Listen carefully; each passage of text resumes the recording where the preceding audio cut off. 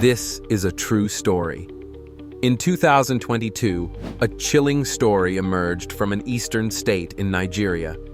For over 15 years, a woman we will call Miss Jane had built her wealth as a moneylender. Her business required clients to present valuable collateral before receiving loans. While this seemed standard, Miss Jane's methods concealed a sinister secret. If a client offered a particularly valuable item as collateral, a luxury car, a posh house, or a thriving gas station, Miss Jane would take their name and photo to a hidden altar in her home. This altar, crafted by a dark spiritual priest, was her tool for sabotage. By invoking dark powers, she would curse her targets with endless misfortune, ensuring they couldn't repay their loans. When their businesses crumbled, Miss Jane would seize the prized collateral for herself. Her twisted rituals didn't stop there. Miss Jane seduced younger men, and after their encounters, she would cleanse herself with a white cloth and place it on her altar. These men would then struggle through life, their fortunes seemingly drained to fuel her ever-growing empire. Miss Jane amassed immense wealth, luxury cars, expensive jewelry, and international travels. Her greed even led her to India, where she acquired additional dark powers. However, she targeted only those with substantial assets who were temporarily cash-strapped, ensuring her evil tactics yielded maximum gain. One day, a man named Stephen approached Miss Jane for a loan, using his elegant house as collateral. Seeing the property's value, Miss Jane marked him for destruction. She cursed him, ensuring he would fail to repay the debt.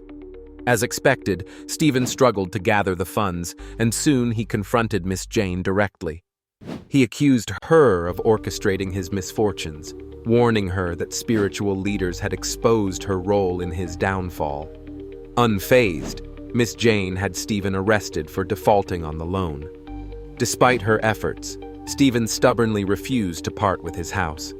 Desperate, Miss Jane revisited her spiritual advisors, who warned her to release Stephen from her curse. Ignoring their advice, she escalated her dark efforts. She attacked Stephen spiritually, afflicting him with a sudden stroke and mysterious illnesses.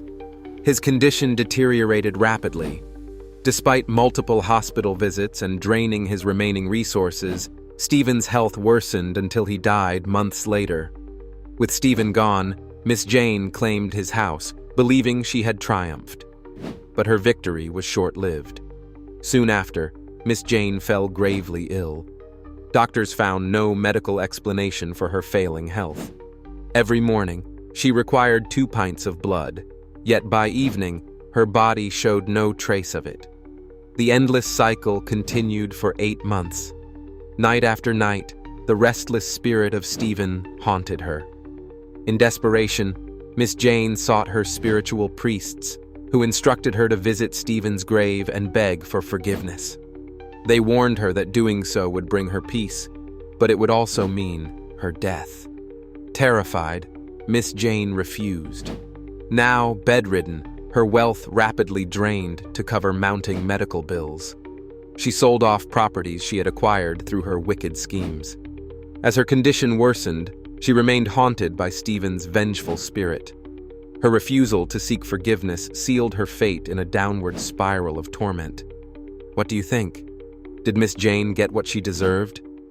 This tragic tale is a stark reminder that evil deeds never go unpunished. The law of karma remains undeniable. What goes around, comes around. That brings us to the end of our story. Please don't forget to like, share, leave a comment, and follow us for more. Thank you. See you next time, and bye for now.